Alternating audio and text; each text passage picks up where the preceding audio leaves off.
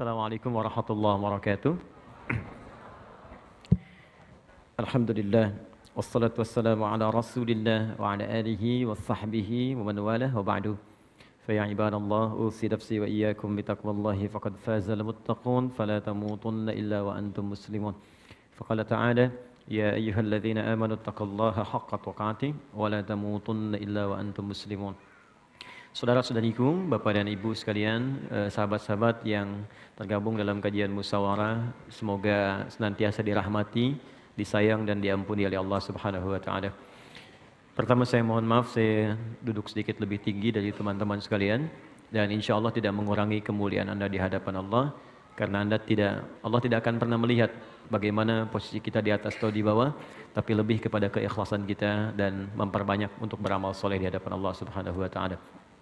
Kemudian yang kedua, teman-teman sekalian, hari ini saya akan melanjutkan kembali apa yang telah kita kaji di pertemuan-pertemuan yang telah terdahulu, yaitu terkait dengan fikih salat.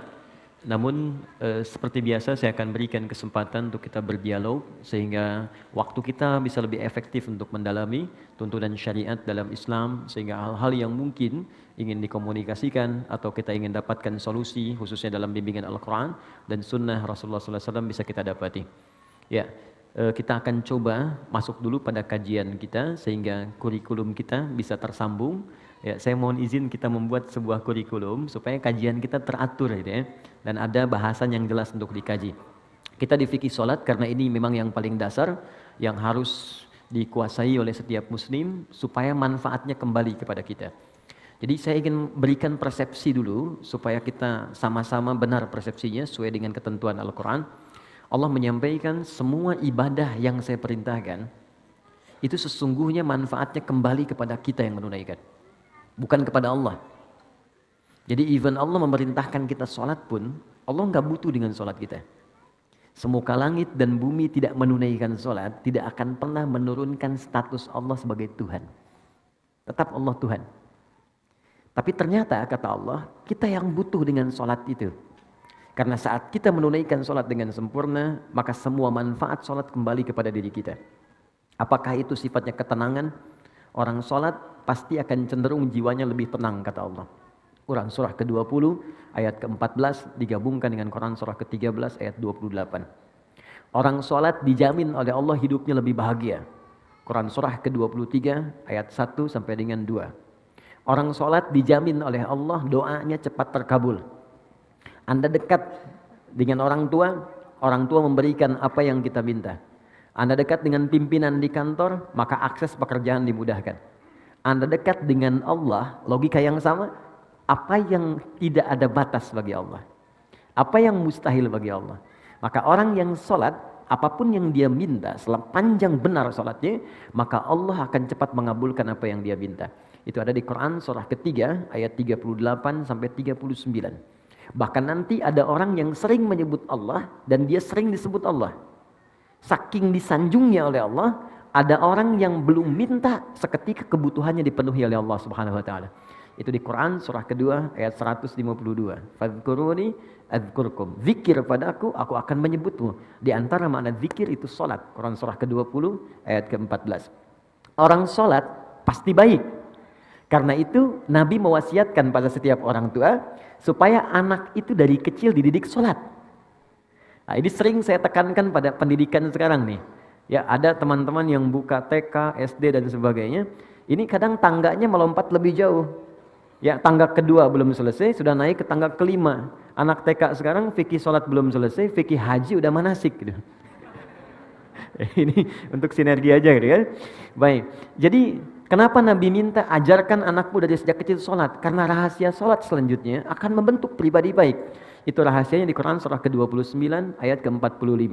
Innas sholata tanha 'anil fahsya'i wal munkar. Sungguh sholat yang ditunaikan dengan benar akan menjauhkan pelakunya dari dua sumber keburukan. Satu fahsya, dua mungkar. Tidak ada yang ketiga. Jadi prinsipnya semua orang yang sholat pasti mendapatkan manfaat-manfaat terbaik dalam hidup.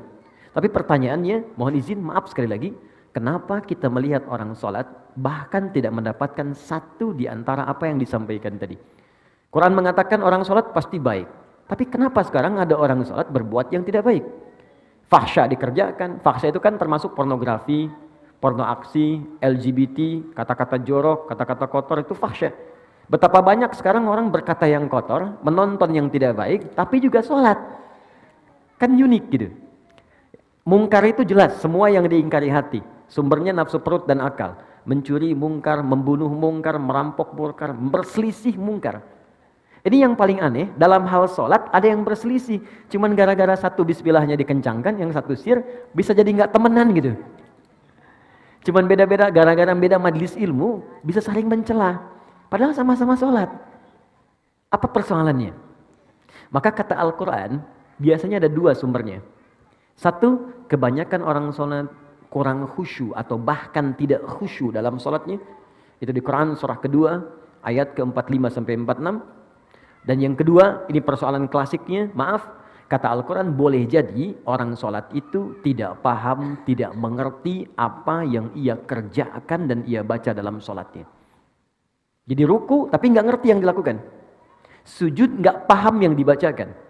Ya bagaimana kita bisa khusyuk kalau kita nggak menikmati apa yang kita lakukan? Anda bekerja tapi tidak paham yang dikerjakan, kan nggak akan maksimal pekerjaan.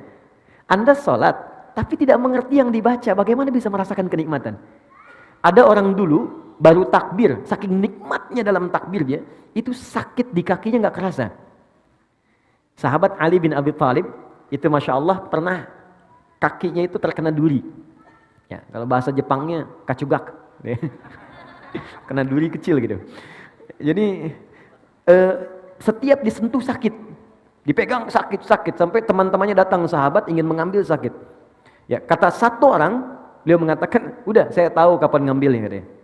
Saya tahu kapan mengambilnya. Sekarang jangan diganggu. Begitu tiba waktu sholat, dikisahkan sholat zuhur, begitu beliau takbir, yang satu kawannya mengatakan ini saatnya. Begitu takbir, diambil durinya, nyaris tidak ada ekspresi apapun di wajahnya. Yang tadinya baru disentuh ya, sentuh sedikit udah terasa gitu. Wajah memerah. Itu sudah takbir, nggak ada ekspresi perubahan di wajahnya. Saking nikmatnya gitu. Ya, ada orang yang bahkan memprioritaskan sholat dibandingkan dengan tidurnya. Saking merasakan kenikmatannya. Bahkan puncak paling tingginya, ada memang orang sholat untuk mensyukuri semua nikmat yang Allah berikan. Bukan karena sholatnya. Karena merasa sudah banyak pemberian Allah yang belum disyukuri. Nah karena itu teman-teman, bagaimana mendapatkan semua kenikmatan itu? Maka Allah jelaskan keterangannya di Al-Quran. Nabi berikan detailnya dalam penjelasan sunnah beliau. Nah kita sudah sampai pada pembahasan di pertemuan lalu ke sujud kan? Baik, ke sujud. Sekarang kita akan masuk duduk di antara dua sujud. Saya akan terangkan pertama caranya, fikihnya, supaya benar cara kita menunaikan. Kedua bacaannya. Dan yang ketiga hikmahnya. Apa esensi dari perbuatan itu? Apa hikmah dari bacaan itu? Dan bagaimana kita mengaktualisasikan dalam kehidupan kita. Ingat rumus dasarnya, setiap gerakan dan bacaan sholat itu ada maknanya. Nanti pertemuan berikutnya saya coba bawakan buku-buku untuk referensi. Saya bawakan yang asli insya Allah, bahasa Arab. Masih asli ya, saya tunjukin. Ini kitabnya yang ini, kitabnya yang ini, kitab yang ini. Jadi saya gabungkan jadi satu. Oke, saya coba selesaikan. Saya sedang menulis tentang buku sholat, fikih sholat. Nanti kalau sudah selesai, insya Allah mudah-mudahan bisa dibagikan. Baik teman-teman, kita fokus. Sekarang kita akan bangkit dari sujud ke duduk di antara dua sujud. Baik, pelan-pelan. Setelah ini saya mungkin hanya 30 menit menerangkan ini. Setelah itu kita kembali ke diskusi. Apa yang Anda ingin diskusikan, kita silahkan nanti share dalam sisa kesempatan yang mungkin kita dapatkan. Baik, posisinya sujud. Ada yang bisa bantu saya? Baik, tapi di sini kayaknya agak kurang ini ya. Kurang kuat ya. Oh, silakan. Nanti ini tunjuk sana, terus sampai ke belakang. Oke, silakan. Ayo Mas, bismillah. Di sana ada layar kan ya? Jadi kelihatan ya. Jadi walaupun tak nampak ya bisa kelihatan sini. Mohon izin bisa sujud Mas. Ya, mungkin akan lebih baik hadapnya ke arah sini aja. Tahan. Kalau sujud itu kan berarti dari i'tidal kan? Ya, saya mulai dari i'tidal, bangun dulu sebentar. Ya, sami Allahu liman hamidah. Oke, tahan sebentar sampai sini. Ini bisa tangannya diangkat menghadap ke sana depan. Bisa sejajar dengan bahu di sini, ya. Di hadis Muslim nomor hadis 397, termasuk di Al-Bukhari nomor hadis 711. Kalau ditanya siapa yang meriwayatkan, namanya sahabat Abu Hurairah. Dapatnya dari mana? Namanya Khalad bin Rafi Az-Zuraiqi, langsung dari Nabi sallallahu alaihi wasallam. Jadi kalau Anda mengangkat tangan, boleh sejajar dengan bahu, hadwa mankibaihi, atau sejajar dengan daun telinga, naik sedikit di sini. Ya, di sini. An-Nasai nomor hadis 1101. Kemudian dalam ruku kemudian i'tidal, sami Allahu liman hamidah, ini tangan ada 3 pilihan. Pertama, boleh diangkat sejajar dengan bahu di sini. Kedua, sejajar dengan daun telinga. Atau yang ketiga, mursal, tangan tidak mengangkat sama sekali. Cukup kita bangkit, sami Allahu liman hamidah. Ini biasanya dipraktekkan yang ketiga di mazhab Maliki. Ya, dari Imam Malik. Sekarang penyebarannya di Afrika Utara dengan wilayah Mediterania. Jadi misalnya ada Libya, Tunisia, Maroko, Aljazair. Maroko itu combine dengan Syafi'i, nyebrang sedikit ke Italia, ke Spanyol, ke Prancis, daerah sana, itu Maliki. Jadi kalau bismillahnya nggak dibaca, kalau sholat tangannya langsung begini.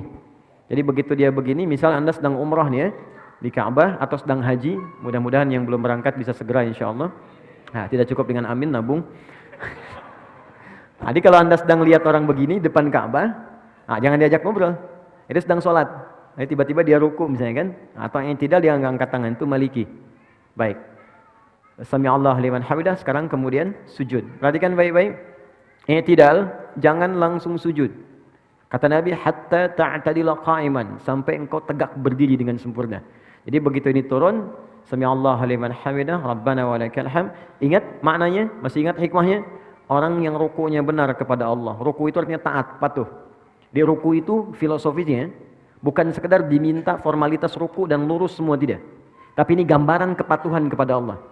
Karena orang Romawi dulu, orang Persia ketika menghormat kepada rajanya, itu mereka ada yang ruku begini. Ada yang sujud. Dan itu gambaran patuh sempurna. Jadi kalau diperintahkan, mungkin teman-teman lebih tahu lah film-film kolosal masa lalu kan. Kalau prajurit diperintahkan kan ada kepatuhan, siap gitu kan. Dan dia mengerjakan apapun, termasuk mengorbankan nyawanya. Maka Allah meminta kepada kita, Anda pada manusia aja bisa patuh sempurna. Kenapa pada saya yang menciptakan Anda nggak patuh sempurna? Maka dibalik oleh Allah, rukulah yang sempurna. Makanya saat ruku, semua diminta sempurna. Dari kepala sampai bagian belakang. Diurutkan. Ini gambaran kepatuhan kita kepada Allah. Makanya kita katakan, Subhana rabbiyal azim wa bihamdi. Ya Allah, kalau ada orang yang dihormati oleh orang lain dalam kehidupan, ada makhluk yang disanjung, maka tidak ada yang paling tinggi, paling azim kecuali Engkau. Subhana rabbiyal azim, dan aku puji Engkau. Nah, orang-orang yang rukunya benar kepada Allah, dia patuh pada Allah, diminta dikerjakan, suruh ditinggalkan, dia tinggalkan, maka Allah akan angkat derajatnya. Jadi iman itu kalau sudah kuat, tandanya patuh. Makanya iman sering disertakan dengan amal soleh. Amal soleh itu ujian kepatuhan. Quran surah 103. Ya, wal 'asr innal insana lafi khusr illa alladzina amanu wa amilus shalihat. Jadi kalau orang sudah beriman, itu tandanya tanda patuh. Diuji dengan amal soleh, ada sholat, makanya sholat dibuka dengan kalimat iman. Alladzina yu'minuna bil ghaib wa yuqimunas shalah. Iman dulu, baru sholat.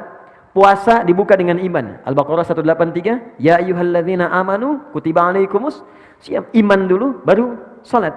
Artinya, kalau kita sudah ruku, kita itu siap patuh. Kata Allah kerjakan, kerjakan. Kata Allah tinggalkan, tinggalkan. Dan kata Allah, aku nggak butuh dengan itu, ini untuk kamu.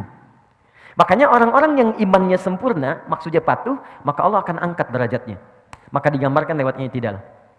Allah mengangkatnya dengan sempurna. Itu dalilnya ada di Quran surah ke-58 ayat 11. Yarfa'illahu alladhina amanu minkum. Allah akan angkat derajat orang-orang yang sempurna imannya di antara kalian. Ditunjukkan dengan kepatuhan. Begitu diangkat dikatakan sami Allahu liman hamidah. Ya Allah, saya mendengar apa yang kau perintahkan, saya patuh. Sami'na wa ata'na. Ya, hamidah, saya puji engkau dengan segala kemuliaan kau berikan kepada saya. Maka Allah katakan, kau mau minta apa saya berikan. Maka kita katakan, masih ingat di pertemuan lalu?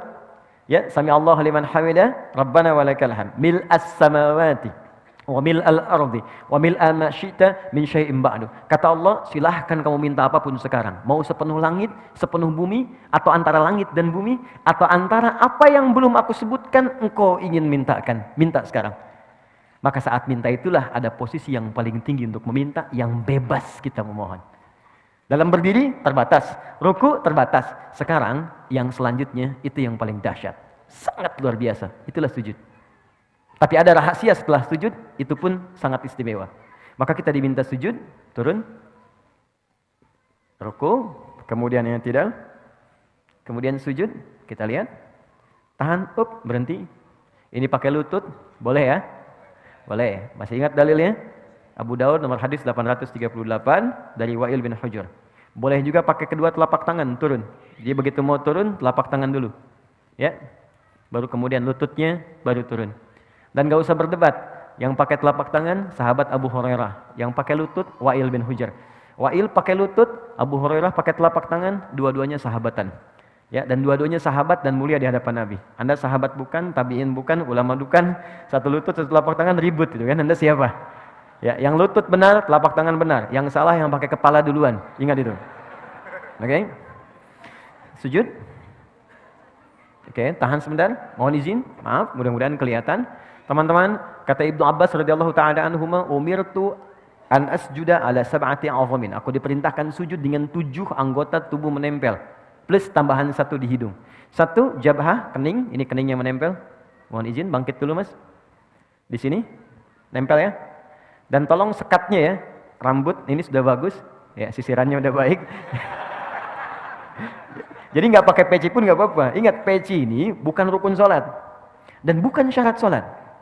Ya, peci ini adalah penutup ketika rambut terlampau menutupi bagian kening sehingga menghambat kita sujud. Jadi kalau memang sudah nggak ada rambutnya, nggak apa-apa, nggak usah pakai peci pun, nggak ada masalah. Ya, atau kalau mau pakai peci pun nggak ada masalah, silakan. Ya, jadi dan yang paling penting itu nggak ada penghalang yang langsung menghalangi rasa sujud. Kecuali hal yang ringan. Kalau ringan itu seperti mukena untuk perempuan, ya. Atau misalnya kain tertentu seperti sejadah, boleh, sepanjang nggak terlampau empuk. Awas, ingat, saya ingatkan. Nabi melarang kita sujud di tempat sujud yang terlampau empuk seperti bantalan. Ada sejadah sekarang kelihatan mewah, tapi sebetulnya nggak bisa di tempat sujud. Oh, Oke. What's happening, you know? Oke. Nah itu nggak bisa, dilarang oleh Nabi.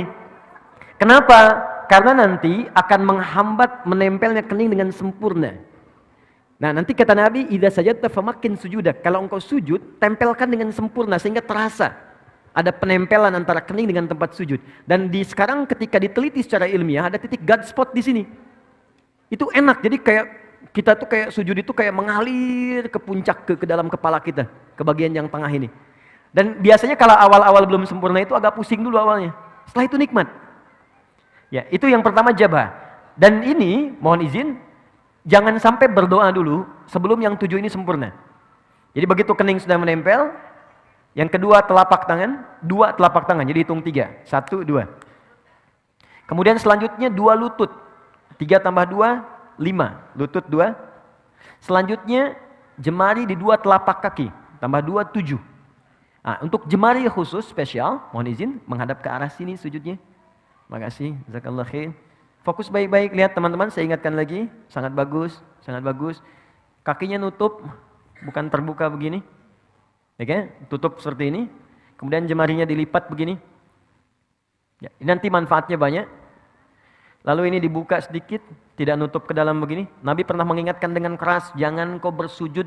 Awas, hati-hati ya dengan ini menutup. Jadi hati-hati kata Nabi. Apa engkau mau bunuh diri? Ya, karena ketika Anda seperti ini, dia rahmanya tertutup, napas menjadi sesak. Ini paling berbahaya, makanya dibuka. Ini saya tekankan karena ada sebagian mengatakan kalau perempuan itu ada yang mengatakan ditutup begini, itu tidak. Sama laki-laki dengan perempuan, sama saja. Kecuali dalam takbir di awal, perempuan tuh boleh rapat begini. Itu di Syafi'iyah. Karena dulu nggak ada hijab seperti sekarang. Ya, jadi terbuka pendek, makanya saat bertakbir begini akan kebuka. Karena itu ditutup begini. Ya, seperti ini. Kemudian kata Nabi, usahakan ini ada rongga. Ya, kalau dalam bahasa Arab di hadisnya anak kambing kalau lewat dia bisa lewat. Tapi anak kambing itu ukuran bagi orang Arab kecil. Bagi kita mungkin anak kucing gitu kan, atau kucing. Jadi kalau sekarang Anda sudah diminta anak kambing lewat ukuran kita, orang sekarang mungkin nggak akan pernah lewat. Ya. Poinnya ada jeda. Sekarang bangun Mas, izin. Perhatikan baik-baik. Tarik nafas dulu. Oke, fokus. Dalam sujud, saya mau masuk ke bangkit dari sujud. Dalam sujud, ketika Anda kemudian ingin sujud, itu perintahnya langsung dibocorkan oleh Nabi rahasianya. Fokus, kata Nabi, kalau Anda minta, ingin cepat dikabulkan, dan banyak permintaan, lakukan dalam sujud. Ya, lakukan dalam sujud. Saya ulang, lakukan dalam sujud. Dan itu bahasa Nabi banyak diungkapkan kepada sahabat, termasuk Ibnu Abbas radhiyallahu taala anhu. Ya. Idza sajadta fa'aksirud doa. Kalau engkau sujud, maka perbanyak doa dalam sujud. Dalam sujud ini ada doa yang standar. Yang standar yang saya ajarkan di pertemuan lalu, ya subhana rabbiyal a'la atau subhana rabbiyal a'la wa bihamdi atau subhanakallahumma bihamdika Allahumma ighfirli. Setelah itu baru pembuka. Setelah itu silakan minta yang seluas-luasnya. Ada yang di rumah tangga kebutuhan, minta. Dan enggak perlu dilafadzkan dalam hati kita. Ya Allah sayangi suami saya, ya Allah sayangi istri saya, ya Allah berkahi keluarga kami, ya Allah cerdaskan anak saya, ya Allah terima ya Allah kebutuhan, ya Allah orang tua saya sayangi, ya Allah jika mereka telah wafat lapangkan kuburnya, ya Allah jika anak saya mendahului saya sayangi ia, jadikan dia sebagai pangeran-pangeran surga, putih-putih surga. Karena sementara itu tertukar, ada yang ayahnya wafat duluan, ibunya duluan, ada anaknya dipanggil duluan. Nabi pernah berita gembira pada seorang ibu yang mengandung, tiba-tiba ketika melahirkan anaknya wafat. Ibu itu bersedih, lalu turun sebuah kalimat yang sangat indah. Dia sudah menjadi bidadari dan pangeran di surga. Kenapa engkau orang tuanya mesti bersedih? Dan kalau orang tuanya benar, beramal dengan sempurna, maka anak itu akan menghijab dia dari neraka. Itu tabungan yang sangat indah. Ada orang tua mendidik anak sampai dewasa dan belum sampai level itu. Anda dikasih hadiah duluan gitu. Di bahasa Nabinya begitu, kamu saya kasih hadiah, kenapa kamu bersedih? Dan semua orang akan wafat sesuai dengan ajalnya. Ima sekarang atau besok. Kamu menangis pun tidak akan menghentikan ajal dia tiba. Tapi engkau berjuang, engkau mengandung, engkau berdoa. Dan engkau menginginkan anakmu baik, aku kabulkan. Dan dia akan menghijab engkau sampai di akhirat. Cuman jangan sampai engkau berpisah dengan dia. Anakmu sudah fitrah baik, engkau berbuat maksiat. Makanya orang tua yang menjaga kesolehannya, walaupun misalnya nggak sempurna seperti orang lain, nggak hafal Quran. Banyak sahabat Nabi nggak hafal Quran, nggak rajin tahajud. Dia mengerjakan sholat fardu, dia mengerjakan sholat sunnah, mencoba lebih baik lagi, semampu dia lakukan. Kemudian dia wafat. Dan dia punya tabungan itu. Maka kata Nabi, anak itu akan menghijab dia dari neraka. Ya, Islam itu kadang dibacanya pakai dalil gitu, dan pakai jiwa. Kalau iman kita ikuti, maka akal akan mengikuti itu. Nah yang paling menarik minta dalam sujud. Jangan sia-siakan, makanya Nabi itu lama sujudnya. Banyak orang salah persepsi, mengira sujud terakhir yang paling lama. Yang hanya lama. Padahal setiap sujud itu lama. Cuman yang terakhir itu kenapa lebih lama? Karena Nabi itu rindu menuju sujud berikutnya. Menunggu sujud berikutnya itu lama, Bu. Ya, karena waktu sholat yang berikutnya itu harus ditunggu. Gini, Anda sedang mencintai seseorang. Berpisah beberapa saat kan nunggunya lagi lama kan? Anak mau pergi nih. Kita sangat mencintai anak kita. Dan dia baru kembali pekan depan, nunggunya lama kan? Makanya di bandaranya tungguin. Sampai pesawatnya naik, diliatin. Garudanya udah terbang, padahal naiknya pakai Emirates sebenarnya kan? Diliatin, sama Nabi itu tidak ada puncak kerinduan kecuali saat sholat ketika menghadap Allah. Makanya sujud terakhirnya lama karena beliau mengharapkan perjumpaan sujud kembali. Nah untuk kitanya doa yang diperbanyak. Tapi ingat, ini pengantar kepada duduk di antara sujud. Saya akhiri pengantarnya. Sujud bukan sekedar meminta kita untuk berdoa. Tapi itu adalah puncak kepatuhan yang paling dalam sebagai ikrar komitmen kita kepada Allah supaya kita benar-benar patuh dalam hidup ini dari ujung kepala sampai ujung kaki. Anda bayangkan, ruku saja, ruku benar, komitmen patuh kita, Allah akan angkat derajat kita. Maka bagaimana dengan orang yang komitmen dari ujung kepala sampai ujung kakinya akan patuh kepada Allah? Ya Allah, saya siap patuh. Saya akan gunakan mata saya untuk melihat apa yang engkau perkenankan saja. Yang tidak engkau perkenankan, saya tidak akan lihat. Tunduk, sujud. Patuh. Ya Allah, saya patuh. Lisan saya hanya akan saya gunakan pada yang apa engkau inginkan. Yang engkau larang, aku akan jauhi. Maka tunduk, patuh, sujud. Jatuhkan oleh kita. Dari ujung kepala sampai ujung kaki. Maka tahu apa yang terjadi? Begitu Anda kemudian bisa melakukan itu dengan semaksimal yang kita bisa, maka kita akan diangkat lagi oleh Allah dan langsung diberikan oleh Allah 6-7 jenis kalimat yang kalau itu dibacakan sudah selesailah semua persoalan kehidupan kita dunia sampai akhirat. Ya. Dan cara mengangkatnya bukan berdiri lagi. Karena orang saat diangkat berdiri pun bisa lelah. Tapi Allah dudukan. Bukankah duduk lebih santai dibandingkan dengan berdiri? Maka orang setelah sujud, bangkitlah dia dari sujudnya. Tidak langsung dia berdiri, tapi diminta duduk di antara dua sujud itu. Perhatikan, sujud. Silakan, Mas. Bismillah. Oh, silakan. Itu biasa, kiblat itu bisa beralih ya dari Masjidil Aqsa ke Masjidil Haram. Boleh, boleh silakan, boleh. Iya, asal tidak ke Old Trafford aja. Oke, bismillah. Sudah? Sekarang sudah sujud, paham ya? Kenapa diminta sujud? Bukan sekedar kita memohon kepada Allah, tapi permohonan itu diikat dengan komitmen. Ingat, kalau Anda ingin cepat dikabulkan permohonannya, maka cepat pula lakukan apa yang Allah mintakan. Adil kan? Kata Allah, saya minta ini, kerjakan. Begitu kita kerjakan, kau minta apa? Saya kabulkan. Nah, ini gambaran patuh dari ujung kepala sampai ujung kaki. Begitu semua dikerjakan dengan baik, Anda bangkit. Maka Anda katakan, Allahu Akbar. Baik? Ya, saya masuk ke caranya dulu. Saya masuk ke fikihnya. Yuk kita mulai ke cara duduknya. Mohon izin, maju sedikit. Terima kasih. Ya, silakan duduk. Oke, fokus baik-baik. Teman-teman, ada 2 jenis duduk dalam sholat. 1, iftirash.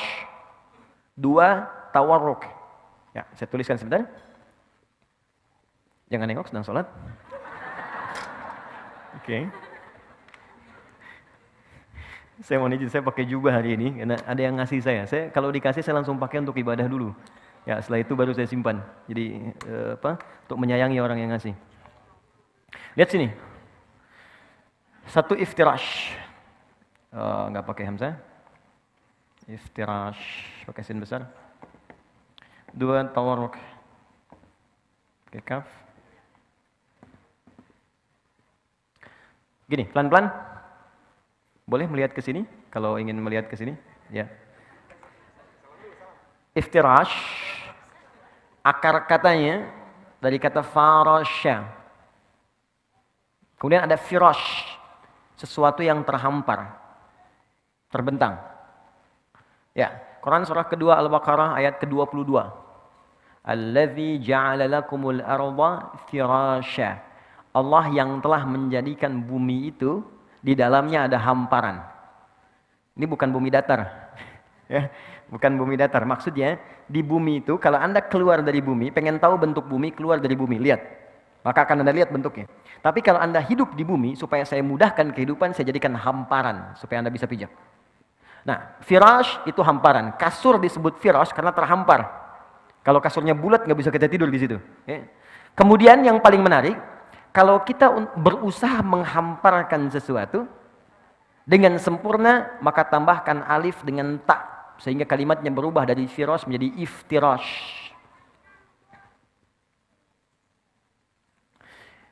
Duduk iftirash adalah duduk yang berusaha menghamparkan bagian ujung kaki sampai dengan ke lutut bagian depan. Sehingga ketika bangkit dari sujud, ya, hamparkan bagian lutut bagian depan sampai dengan ke ujung kaki. Dan duduk dengan sempurna, baik itu yang kaki sebelah kanan ataupun yang kirinya. Bagaimana cara duduknya? Kita lihat dulu. Saya ajarkan caranya dulu sebelum kebacaan. Izin. Bismillah. Lihat sini, teman-teman. Nah ini. Jadi ketika kakinya dihamparkan, dilipat ke belakang. Jelas? Kemudian yang kedua, mohon maaf, ini kaki bagian belakang yang jarinya dilipat. Ini bagus sekali. Nah, yang ketiga, ini yang paling penting. Ada bagian kaki kiri yang sebagiannya itu dihamparkan ke arah dalam untuk diduduki. Seperti firash, kasur, kan kita hamparkan untuk diduduki, ditiduri gitu kan. Ini seakan-akan tumpuan bagian belakang tubuh kita itu menduduki bagian kaki sehingga disebut dengan iftirash namanya. Jelas ya? Baik. Ini hamparkan kaki yang bagian dalam, seperti ini, bagus, angkat sedikit, maaf. Ini, seperti ini. Ini yang disebut firashnya. Iftirash melipat kaki yang ini, menghamparkan yang ini, melipat kaki bagian yang kiri, lalu diduduki. Ya, jelas ya? Baik, jadi seperti ini sudah bagus sekali. Yang ini dilipat jarinya. Seperti ini. Awas hati-hati, ada sebagian beberapa kesalahan. Seperti ini, misal, kiri, kemudian kanan begini, lalu begini. Ya, ini cara duduk yang tidak tepat. Ini kelihatan.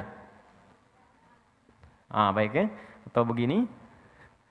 Ya, kelihatan? Yang kiri dilipat yang kanan, ditumpu baru begini. Ini cara duduk yang tidak tepat. Ya, jadi yang tadi yang sempurna, tapi kalau sedang ada darurat, ada kendala di lutut yang kanan, jangan dipaksakan dilipat ya. Itu boleh. Kaidah fikihnya ad-daruratu tubihul mahdzurat. Yang darurat boleh melakukan yang dilarang. Misal, saya nggak bisa begini, bisanya ke depan. Dalam kaki ada masalah, boleh ke depan begini. Ya. Dan yang samping nggak usah negur, woi nggak sopan. Dia bilang batal sholatnya tuh, ya, dua-duanya batal. Kalau ngobrol. Oke, satu sudah. Kedua, badan tegak, yang ini.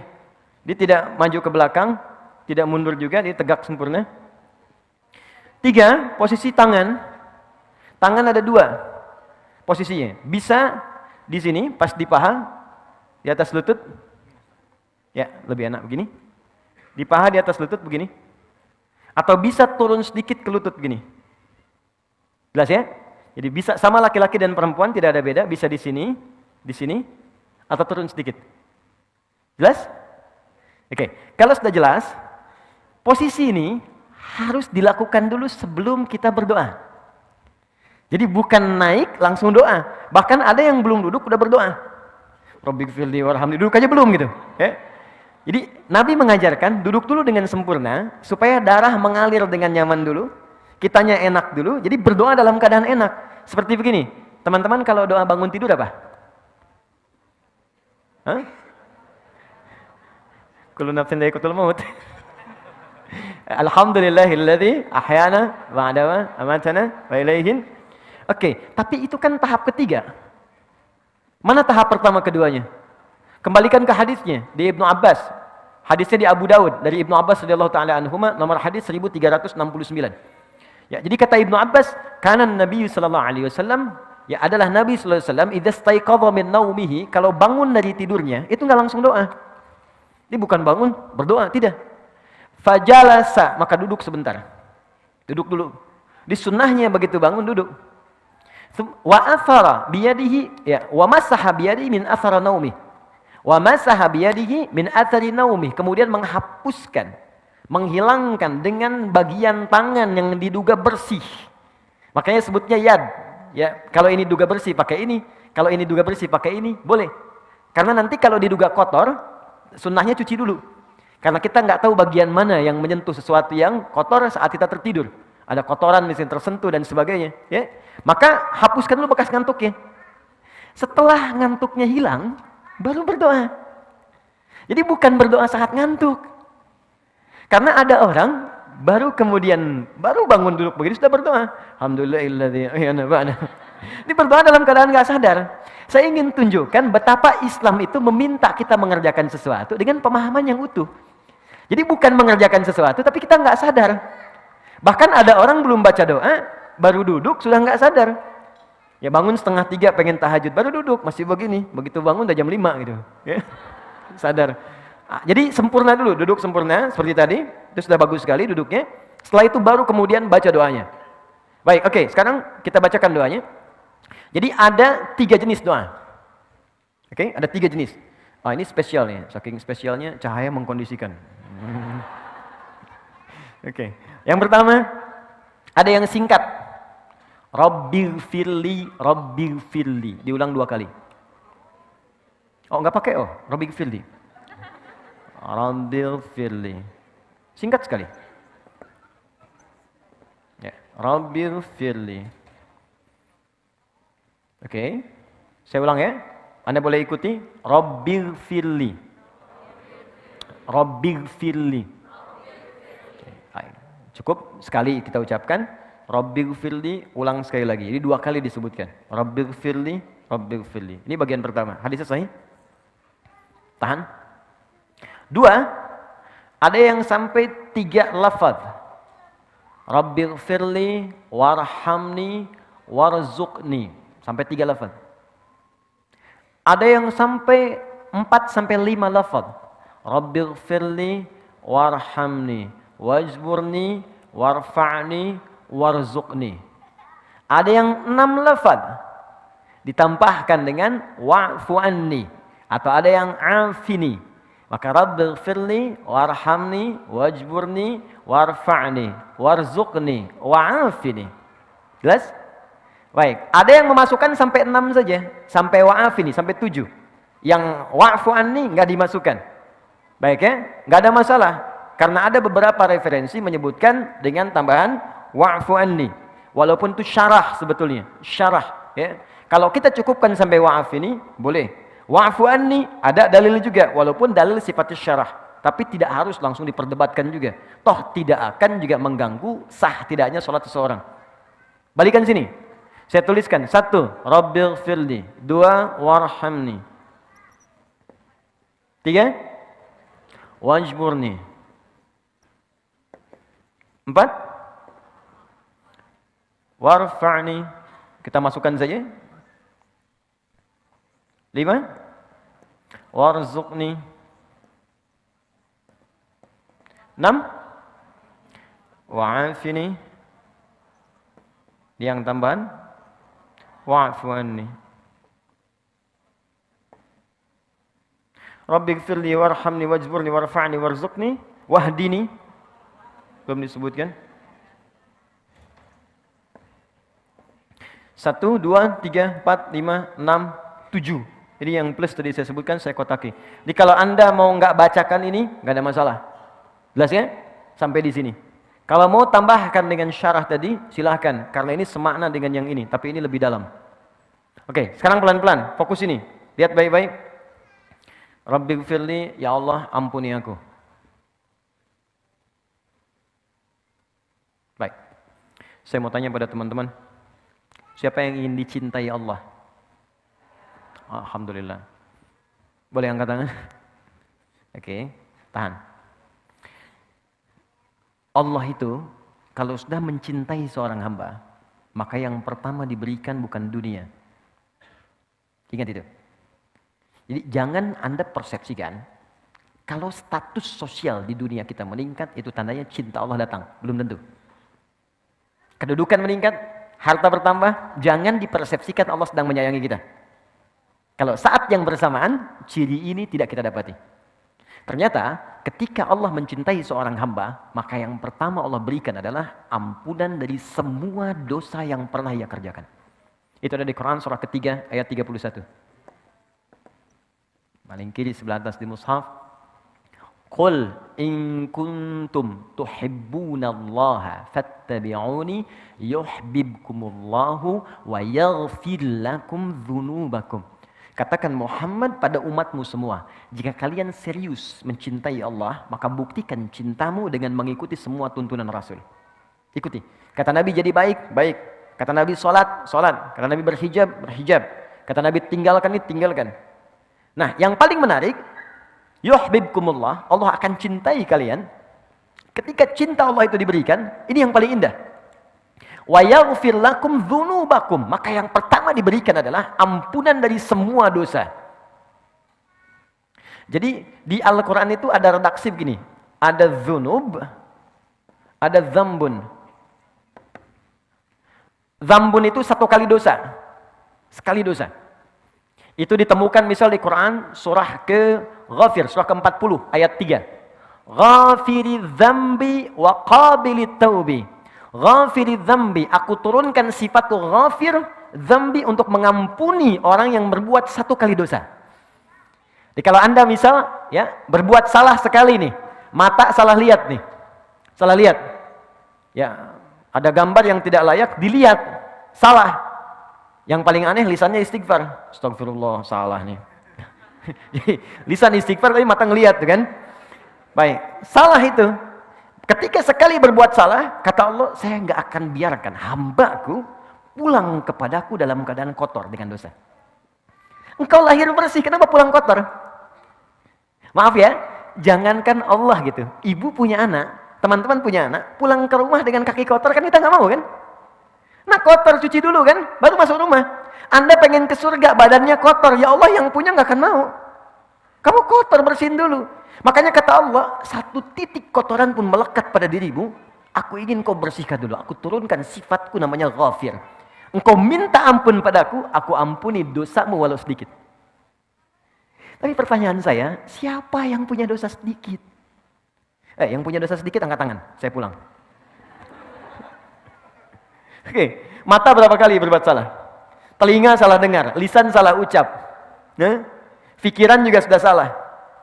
Ustadz belum datang, udah 30 menit, kemana sih Ustadznya? Iya ya. Oke.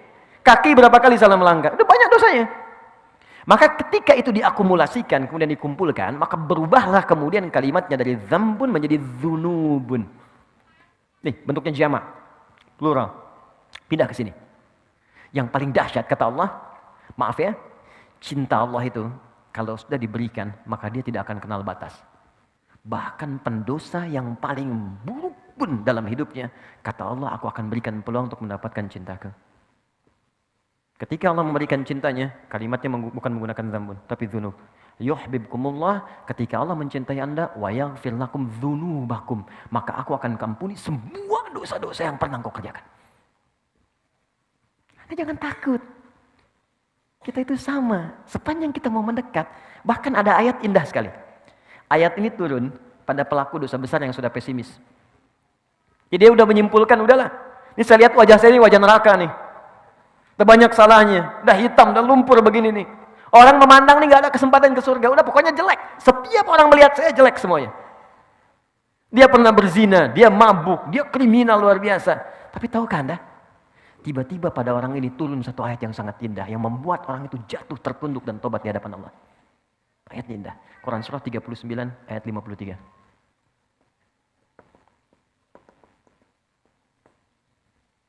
Kata Allah, "Qul," katakan Muhammad, "Ya ibadiyalladzina asrafu ala anfusihim." Katakan pada hambaku yang telah mengoleksi banyak dosa dalam hidupnya. Israf itu sesuatu yang berlebihan. Jadi kalau Anda diundang ke resepsi pernikahan, ada prasmanan, Anda makan sekali. Tapi kalau Anda ngantri 10 kali, itu israf namanya. Oke? Nah, ada israf dalam berbuat dosa. Jadi dosanya udah nggak keukur. Bahkan saking nggak keukurnya, kalau ada orang lain berbuat dosa, dia belum, rasanya belum lengkap. Oh, dia udah mengerjakan ini. Oh, saya juga bisa. Jadi kalau ada orang berbuat dosa, dia belum kerjakan, dia belum lengkap hidupnya. Israf. Itu ketika dia mau kembali, itu masih disebut hamba oleh Allah. Katakan pada hambaku, ibad, itu jarang disebutkan kecuali menunjuk pada hamba yang soleh. Buka Quran surah kedua ayat 186. Paling kiri sebelah bawah di mushaf.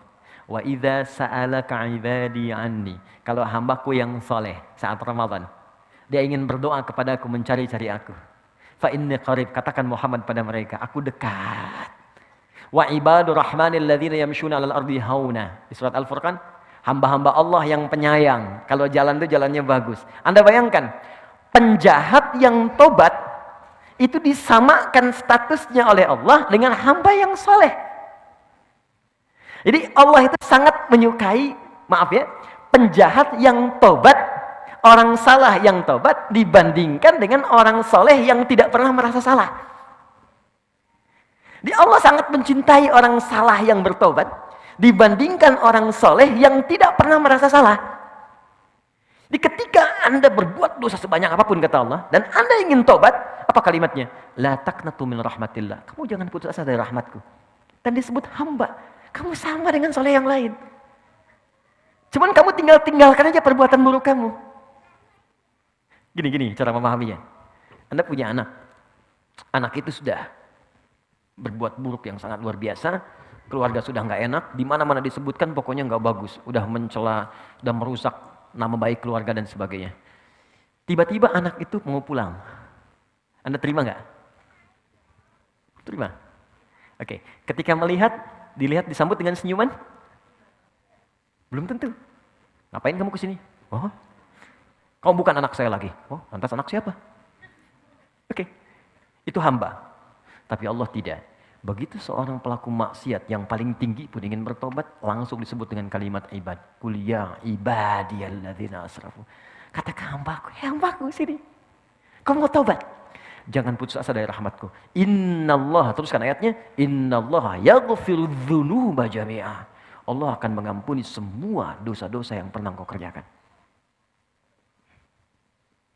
Kenal Fir'aun? Oke. Ya. Nih ya. Fir'aun, Fir'aunnya. Catat kalimat saya nih. Fir'aun, Fir'aunnya. Fir'aun itu gelar bagi raja di Mesir, Farao, bahasa Arabnya Fir'aun. Hobinya bunuh orang. Al-Baqarah ayat 49. Jadi kalau ada perempuan yang mengandung, itu di sampingnya udah ada algojo. Satu mengawasi, satu pegang pisau. Jadi kalau lahir perempuan, bebas. Perempuan, bebas. Wa yastahyuna nisa'akum. Kalau laki-laki langsung dibanting ke tanah, disembelih di hadapan ibu yang baru melahirkannya. Yuzabbihuna abna'akum. Mengaku Tuhan, ana rabbukumul a'la. Saya Tuhanmu yang paling besar. Firaun. Orang sekarang paling banter ngaku nabi. Firaun ngaku Tuhan.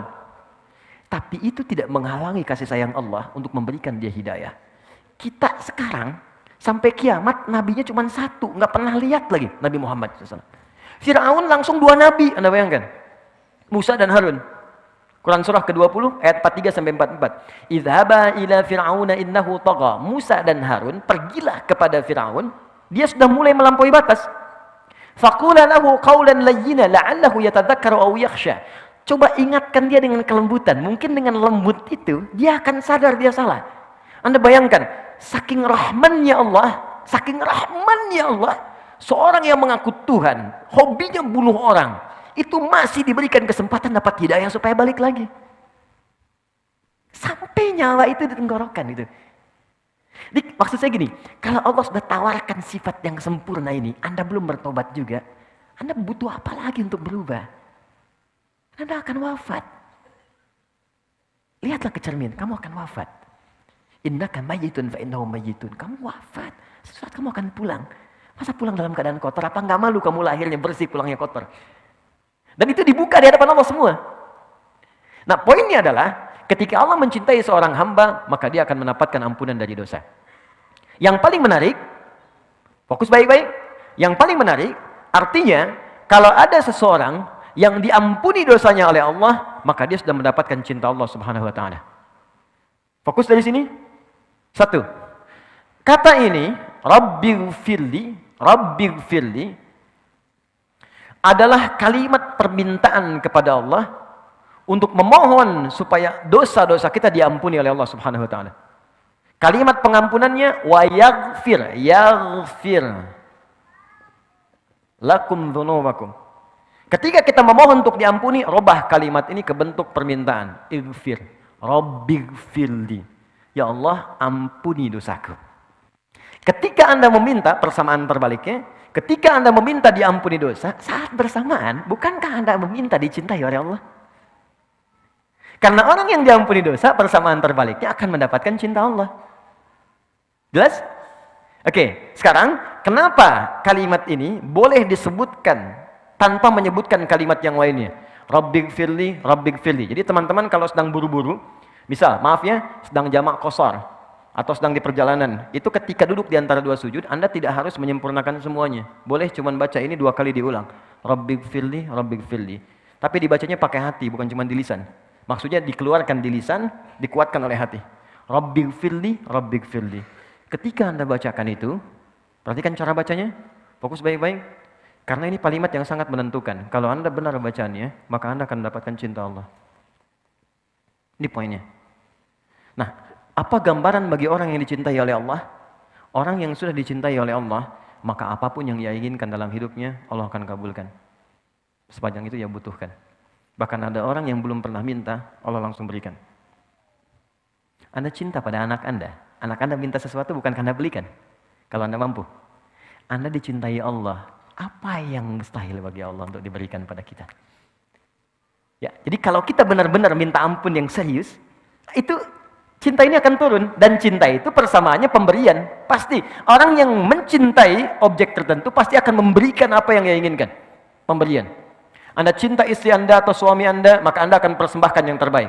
Masak yang paling enak, berikan hadiah yang paling bagus, anak-anak disayang dengan baik. Gitu kan? Allah mencintai kita, maka apapun yang kita minta pasti diberi. Selama itu kita butuhkan. Makanya ada di antara orang soleh yang dalam hidupnya selalu mengucapkan kalimat ini, istighfar.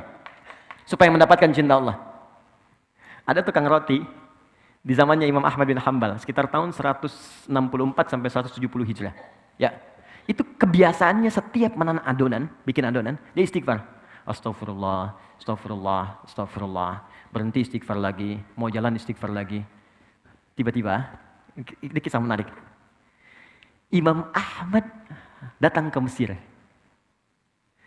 Perjalanannya cukup melelahkan. Saking lelahnya, singgah di satu masjid. Begitu singgah di masjid itu, ketahuan sama DKM, marbotnya lagi. Ya, begitu sedang tiduran kata marbotnya, ukhruj. Jangan tiduran di dalam, keluar. Imam Ahmad itu sangat populer, sangat dikenal ulama. Cuman kan zaman dulu nggak ada seperti sekarang. Ya, foto, gitu kan? Orang ketemu ulama, ustadz dulu minta doa, sekarang kan minta foto.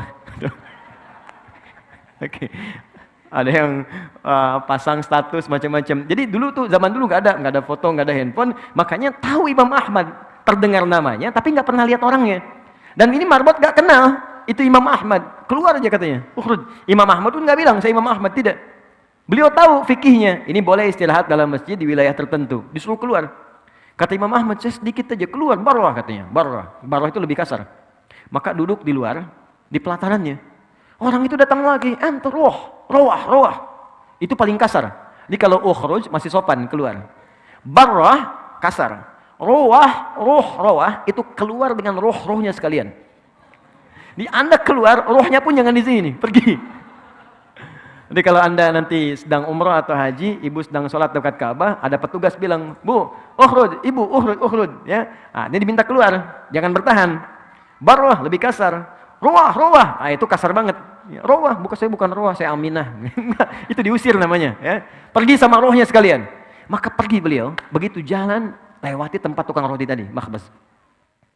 Si tukang roti lihat dipanggil, "Syekh, sini kayaknya capek. Istirahat di sini." Beliau istirahat. Saat duduk itulah istirahat, tukang roti itu meneruskan kami pekerjaannya. Dia bilang astagfirullah, gila, astagfirullah. Imam Ahmad lihat. Imam Ahmad itu tahu betul. Istighfar itu mendatangkan cinta Allah. Cuman ingin menguji si tukang roti itu. Kata beliau, "Yes Sayyid, Tuhan, aku lihat engkau setiap pegang adonan astagfirullah. Bikin adonan astagfirullah. Apa manfaatnya?" Kata tukang roti itu, "Wallahi, dengan kalimat ini, tidak pernah aku meminta permintaan kepada Allah kecuali semuanya dikabulkan." Wallahi, kata tukang roti. Bayangkan, seorang tukang roti. Bukan ustaz, bukan kiai. Dia mengatakan, setiap saya mengucapkan kalimat ini, saya meminta sesuatu kepada Allah, tidak pernah saya memohon kecuali dikabulkan. Cuman sampai sekarang, satu aja yang belum terkabul katanya. Apa itu kata Imam Ahmad? Wallahi saya berdoa kepada Allah, "Ya Allah, sebelum saya wafat atau dia wafat, tolong pertemukan saya langsung dengan Imam Ahmad bin Hambal. Imma saya wafat lebih dulu atau beliau wafat lebih dulu. Tolong sebelum kami wafat pertemukan kami." Kata Imam Ahmad, "Allahu Akbar, karena istighfar kamu ini saya datang ke sini. Karena istighfar kamu ini saya tiba-tiba pengen ke sini. Saya istighfar kamu ini saya sampai dikeluarkan dari masjid, Pak, itu rumah Allah, hanya untuk diantarkan kepada tempatmu karena istighfarmu." Allahu Akbar.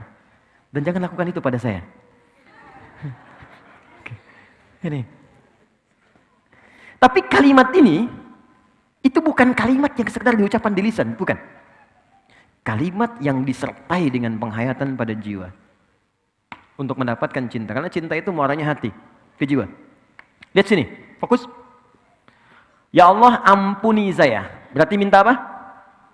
Minta ampun. Kalau minta ampun berarti ada yang apa? Yang salah kan? Kalau salah berarti apa? Dosa kan? Oke, sekarang kalau kita sudah paham ini, artinya kita minta ampun karena merasa salah. Mustahil orang minta ampun kalau nggak ada salah. Anak Anda nggak akan minta maaf pada orang tuanya kalau nggak ada kesalahan. Istri nggak akan minta maaf pada suami atau sebaliknya kalau nggak ada salah. Maka kita pun ketika mengatakan Rabbighfirli, ya Allah ampuni saya, karena kita merasa salah.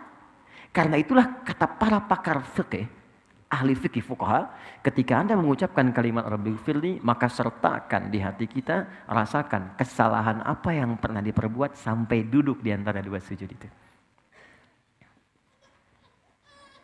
Tuh, sampai nangis anak. Oke. Bukankah Anda tadi berjanji untuk patuh dalam sujud? Saya patuh, mata saya akan melihat yang baik. Ternyata ketika sudah selesai sholat, mata melihat yang tidak baik. Telinga akan mendengar yang baik. Ternyata telinga salah dengar kan? Salah enggak? Salah kan? Makanya ketika bangkit itu, Anda katakan Rabbighfirli, Rabbighfirli. Mohon izin, maaf sekali kalau kalimat ini kurang menyenangkan. Ketika Anda katakan Rabbighfirli, segera rasakan kesalahan apa yang pernah dikerjakan dari ujung kepala sampai ujung kaki. Mata pernah salah lihat apa? Telinga salah dengar apa? Sampai ke ujung kaki. Kalau itu bisa diucapkan dengan benar, satu kalimat ini saja, itu sudah bisa mendatangkan cinta Allah Subhanahu wa Ta'ala. Kalau cinta Allah sudah diberikan kepada kita, maka yang 7 akan otomatis mengikuti. Warhamni akan disayang Allah. Wajburni akan dijaga dari orang yang mengganggu. Maaf, kata Al-Quran, orang yang berkarir itu tidak akan selamanya mulus. Kadang di atas, kadang di bawah. Kadang ada gangguan, kadang yang iseng. Maka Allah turunkan sifatnya namanya Al-Jabbar. Untuk melindungi hambanya yang dijahili oleh orang lain dalam aktivitasnya. Cara meminta perlindungannya, wajburni. Warfa'ni, diangkat derajat. Di apapun profesi Anda, pebisnis yang paling tinggi. Ya, kedudukan yang paling tinggi, yang baik. Kemudian teruskan, ada kalimat warzukni, rizki. Rizki itu jangan diartikan dengan uang semata, tidak. Kesehatan rizki. Ya, Anda sehat, rizki. Pilih mana? Pilih mana teman-teman? Mohon izin, kan kaya tapi sakit atau miskin tapi sehat? Kaya tapi sehat. Nah, berarti kan sehat itu penting kan? Ya, ketenangan itu rizki. Tenangan rizki, sama aja. Pilih mana? Kaya tapi gelisah atau miskin tapi tenang? Cepat. Berarti ketenangan itu rizki. Ya, kekayaan yang menghadirkan kegelisahan berarti tidak menikmati kekayaan itu. Makanya pencuri itu sebetulnya nggak kaya. Karena setiap dia mencuri, hatinya gelisah. Iya, hatinya gelisah. Koruptor itu nggak kaya, karena setiap dia ngambil, itu gelisah jiwanya. Dan ketika gelisah itu berarti dia masih miskin. Karena dia membutuhkan sesuatu yang nggak dia dapatkan. Ayo, teruskan. Warzukni. Kemudian, wahdini. Berikan hidayah. Hidayah itu segala hal yang baik dalam hidup. Makanya ada doa yang diajarkan Nabi kepada Al-Husain dan Al-Hasan. Al-Hasan yang menerima. Kemudian Ibnu Umar. Allahumma hdini fiman hadait. Wa'afini fiman afait. Wa tawallani fiman tawalait. Ya Allah, berikan aku petunjuk kebaikan dan tempatkan aku di tempat orang-orang baik. Allahumma hdini fiman hadait. Jadi kalau menikah, ketemu pasangan baik. Maaf, kalau di kantor, ketemu orang baik. Kalau bekerja, ketemu orang baik. Itu yang dimaksud. Allahumma hdini fiman hadait. Kalau Anda persingkat, wahdini, ya Allah tunjukkan aku pada orang-orang baik. Ya, jadi ini tuh datang sendiri. Jadi kalau orang sudah diampuni dosanya oleh Allah, yang ini datang seketika. Wa'afini, sehatkan aku, jauhkan dari penyakit-penyakit yang merusak, mengganggu untuk ibadah. Wa'afu anni, maafkan aku. Kenapa ini menjadi tambahan? Karena sudah tercakup di sini. Tapi kalau mau dispesifikan, disebutkan nggak ada masalah. Jelas ya? Baik, jadi teman-teman sekalian, kuncinya di sini yang ini akan mengikuti. Kapan ini diberikan? Kalau sujudnya sempurna. Kalau sujudnya sempurna. Nah, terakhir, orang yang sudah diampuni oleh Allah, maka cirinya ada dua. Pertama, dia akan merasa tidak suka dengan perbuatan buruk yang pernah menimpa atau terjadi kepadanya sebelum dia bertobat. Jadi kalau sudah disebutkan lagi nggak enak. Biasa mata melihat sesuatu yang nggak bagus, disebutkan dari tayangan nih, saya nggak mau, jangan sebut itu lagi. Atau berbuat sesuatu yang nggak bagus, datang ke tempat yang nggak baik, melakukan sesuatu yang dilarang. Begitu diceritakan nggak enak, jangan sebut itu lagi. Saya udah berubah sekarang. Yang kedua, ciri yang kedua, selalu taubat disandingkan dengan islah. Taba wa aslaha, taba wa aslaha. Dia memperbaiki diri dengan mengerjakan perbuatan yang lebih bermanfaat. Berbahagialah kalau Anda sekarang sudah mulai pengen ke majlis ta'lim, ikut kajian. Artinya Allah sudah menginginkan kita baik. Jadi kalau Allah ingin kita baik, kitanya nggak berubah baik, lantas apa yang bisa membuat kita berubah jadi baik? Itu poinnya. Nikmati itu dan tolong jangan samakan level dengan yang lain. Ya, Anda kalau ingin mengukur, ukur dengan diri Anda. Jangan samakan dengan yang lain. Karena Allah ketika memberikan penilaian, ukurannya pribadi kita. Kita boleh kemudian merasa iri, ghibthah namanya, dengan kesolehan orang. Tapi jangan mengukur kesalehan orang lain untuk menilai diri kita soleh. Tapi kita bisa berlomba untuk mencapai apa yang telah dihasilkan. Anda hijrah, belum hafal Quran. Jangan diukur kalau hijrah, itu harus hafal Quran. Ukurannya, saya lebih baik daripada kemarin. Ketika Anda meninggalkan perbuatan buruk itu jadi baik, itulah Anda. Solehnya Anda di situ. Tapi kalau Anda ingin mulai menghafal Quran, jadi plus untuk kita. Itu yang disebut ghibthah dalam hadis. Maka dari itu teman-teman, saya simpulkan, kalau orang sudah benar diampuni, maka dirinya, singkatnya, akan dijaga oleh Allah dari perbuatan maksiat. Pertanyaan saya, bukankah Anda mengucapkan Rabbighfirli, Rabbighfirli, Rabbighfirli berapa kali dalam sehari? Zuhur 2 kali, Asar 2 kali, Maghrib 2 kali, Isya 2 kali, 8, Subuh sekali, 9 kali. Anda sudah memohon minta ampun kepada Allah 9 kali dalam sehari paling minimal. Tapi kenapa masih berbuat salah? Jangan-jangan kalimat ini tidak pernah diucapkan dengan hati kita. Hanya mengalir di lisan saja. Karena itu setiap kali sholat, muncul zuhur, coba kenali apa maksiat yang kerjakan dari subuh sampai zuhur. Sehingga kita bisa sesali. Zuhur ke asar, apa yang salah? Evaluasi, kita sesali. Sampai ke isya. Kalau sampai isya benar kita istighfarnya, maka tidurnya tenang. Boleh jadi malam itu adalah malam terakhir kita terbaring di muka bumi untuk berpindah kepada alam lain dengan ketenangan yang lebih daripada sebelumnya. Dengan bawaan ampunan Allah Subhanahu wa taala. Itulah duduk di antara dua sujud. Pertanyaannya, setelah duduk di antara dua sujud, apa yang dikerjakan? Sujud lagi kan? Nah, kenapa kemudian sujud lagi? Apa bacaannya? Kenapa mesti dua kali? Itu yang akan kita bahas di pertemuan berikutnya insyaallah. Ya, sekarang kita diskusi dulu. Kita ada waktu 10 menit menuju zuhur. Ya, kurang lebih. Saya perkenankan teman-teman kalau ada yang ingin bertanya atau kita berdiskusi, saya sampaikan. Silakan. Gini, sebentar. Kalau sifatnya privasi, nggak usah sebut nama, dibuat umum saja. Kalau masalahnya umum, silahkan share. Jelas ya? Supaya kita bisa menjaga privasi Anda dengan baik. Bismillahirrahmanirrahim teman-teman, Masya Allah ini tema hari ini ya, jelek banget ya. Untuk teman-teman yang mau bertanya, kita kasih kesempatan dulu untuk yang mungkin baru pertama kali hadir ya. Mungkin, monggo silakan Mas. Monggo dari Ahwat. Ada yang mau bertanya? Ada? Oh ya, gantian ya. Ada mic lagi nggak? Ada. Oke. Monggo silakan Mas. Assalamualaikum Ustadz. Waalaikumsalam warahmatullahi wabarakatuh. Tadi kan cara bersujud kan katanya tangan itu harus agak terbuka. Bagaimana di saat sholat jamaah kan kita kan agak Mepet ya? terbatas gitu ruangnya. Itu aja. Baik. Ya, ini dari Mas siapa Mas? Farah. Mas Farah. Baik, pertama saya langsung jawab saja ya. Farah itu artinya orang yang bahagia. Dari kata fariha, ya. Dan itu diikat oleh Allah kebahagiaan itu dengan ketaatan. Jadi kalau ingin bahagia hakiki maka Anda tingkatkan ketaatan pada Allah Subhanahu wa taala. Farah itu kalau sudah mengikat dengan ketaatan maka berubah nama jadi falah. Falahun. Falah itu artinya hasil dari kebahagiaan setelah menunaikan ibadah. Makanya ketika Anda sholat panggilannya hayya 'alas shalah, hayya 'alal falah. Baik, semoga Anda dapatkan itu.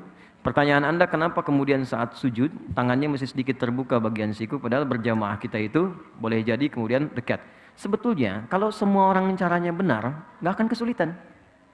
Buktinya saat Anda takbir biasa saja. Jadi kalau semua orang caranya benar, kan Nabi itu sederhana. Ketika Anda sujud, lebar tangannya selebar takbir. Dilakukan tangan caranya ketika sujud selebar takbir. Di takbir ini kan begini, bukan begini. Ya kan? Begini kan? Takbir begini, bisa di bahu, bisa sejajar dengan daun telinga. Dan ini ketika sujud tidak ada yang berubah. Segini saja. Di ketika takbir kan begini, tangan dibuka kan? Ya kan? Allahu Akbar. Ya kan? Tangan di sini kan? Oke? Baik. Bagi yang perempuan, sama, tidak ada beda dengan laki-laki. Cuman di kalangan Asy-Syafi'iyah, ada yang berpendapat perempuan sedikit rapatkan begini. Kapan fatwa itu muncul? Dalam kondisi ketika kain yang dia gunakan menutup secara terbatas. Karena dulu nggak seperti sekarang, ada mukena macam-macam. Makanya ketika dibuka begini tersingkap sebagian kainnya. Karena itu dirapatkan seperti ini. Tapi dalam sujud sepakat itu kemudian dibuka seperti ini. Dibuka yang dimaksudkan bukan dibuka berlebihan seperti ini, tidak. Apalagi begini, tidak. Jadi dibuka standar saat takbir begini. Supaya ada ruang untuk bernafas dan tangan tidak menutup ke sini. Apa prinsipnya? Sebab kalau prinsipnya tangan itu dirapatkan seperti ini, kemudian dibawa ke sujud, maka ini akan menutup diafragma yang menghambat kita bernafas dengan sempurna.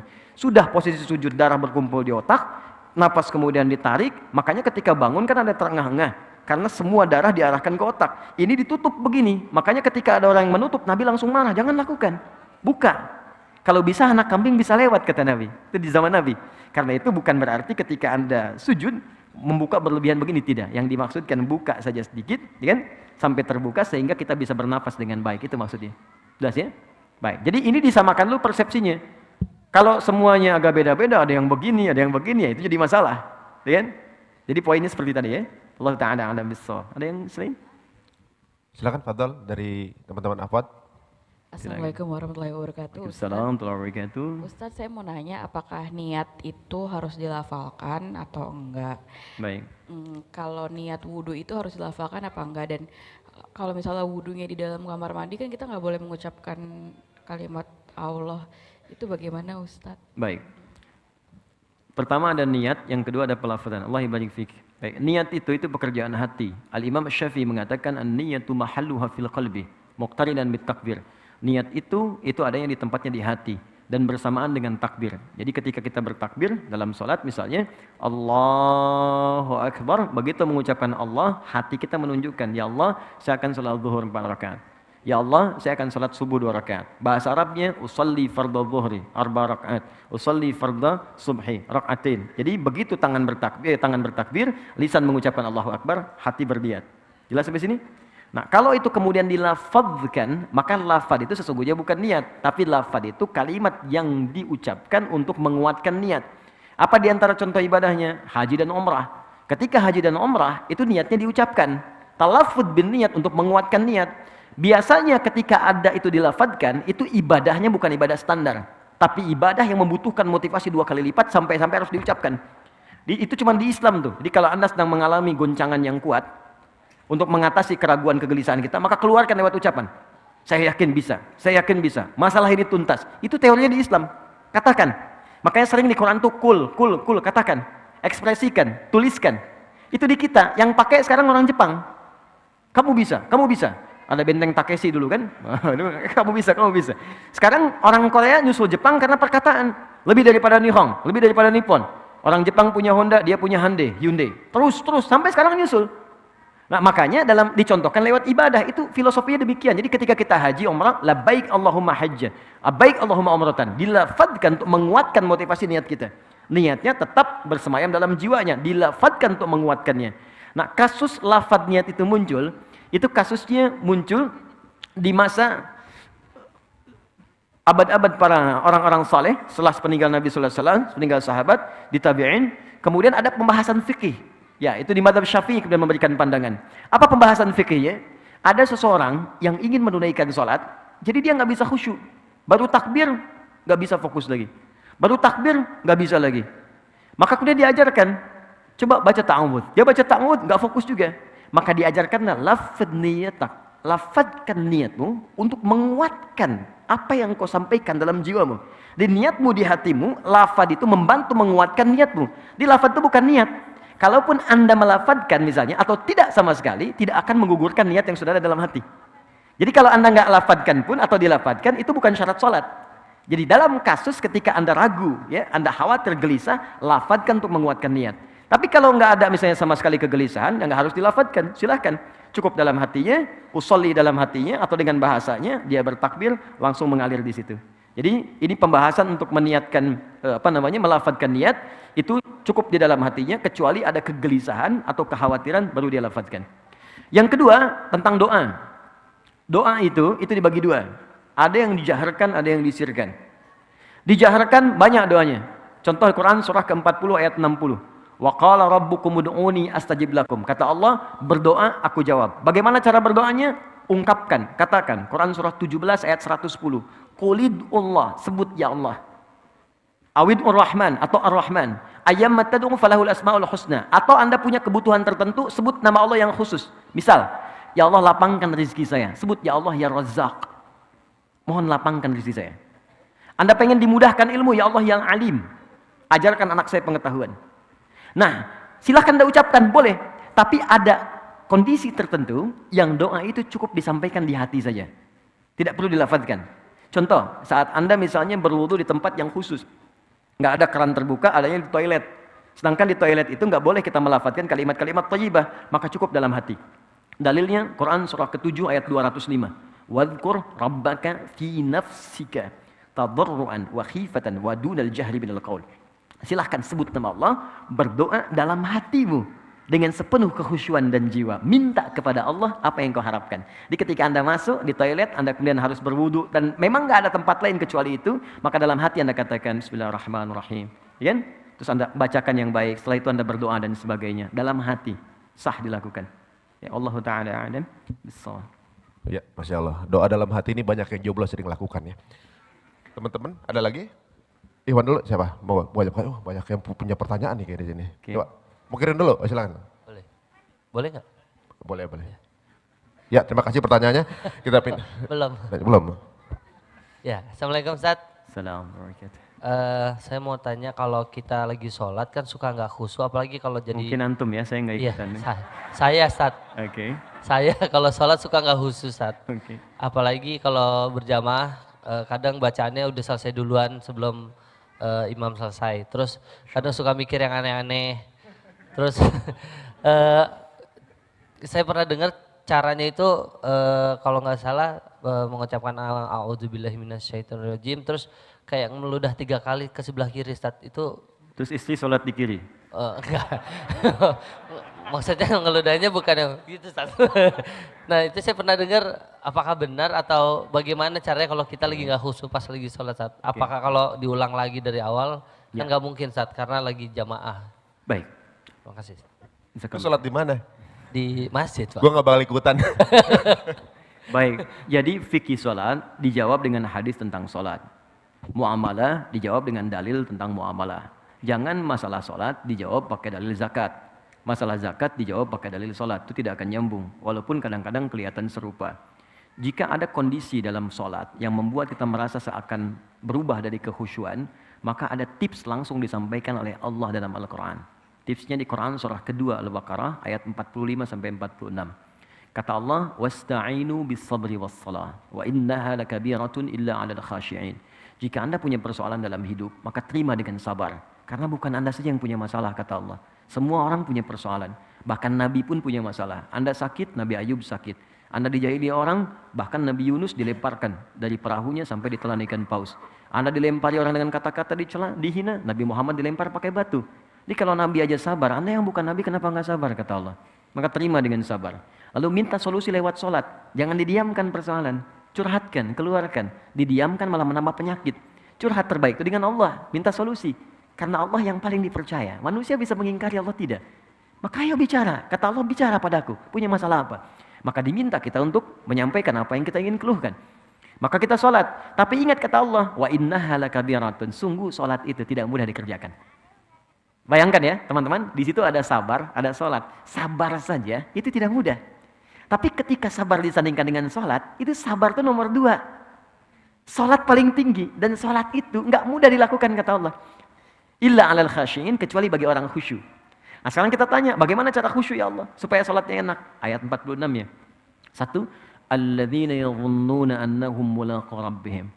Orang sholat kalau ingin khusyuk, maka persiapannya dimulai sejak sebelum dia sholat. Di khusyuk itu ternyata tahap pertamanya bukan saat sholat, tapi sebelum sholat. Apa ciri pertamanya? Pertamanya dia masih ingat, punya kerinduan untuk sholat. Dia ada rasa, ingat tentang sholat. Misalnya sekarang nih, kayaknya udah dekat duhur tuh. Itu Anda sudah membayangkan begitu aja, udah disebut mendapatkan tahap pertama dari khusyuk. Berbahagialah kalau dalam keseharian kita masih ingat sholat. Artinya tahap pertamanya kita dapat, tinggal step selanjutnya kita ikuti. Yang paling bahaya itu kalau sudah nggak ingat dan nggak peduli dengan sholat. Jadi kalau masih ada gambaran kita masih ingat untuk sholat, bahkan mengingat apa yang belum kita kerjakan, asar jam berapa nanti ya, maghrib jam berapa ya, itu tandanya kehusuannya meningkat. Step keduanya, kata Allah, dia menyiapkan pertemuan denganku. Yadhunnuna annahum mulaqu rabbihim. Dia menduga dengan kuat, bersiap akan berjumpa denganku. Oke, Mas Harun misalnya, saya ingin tanyakan begini. Saya panggil Harun boleh ya?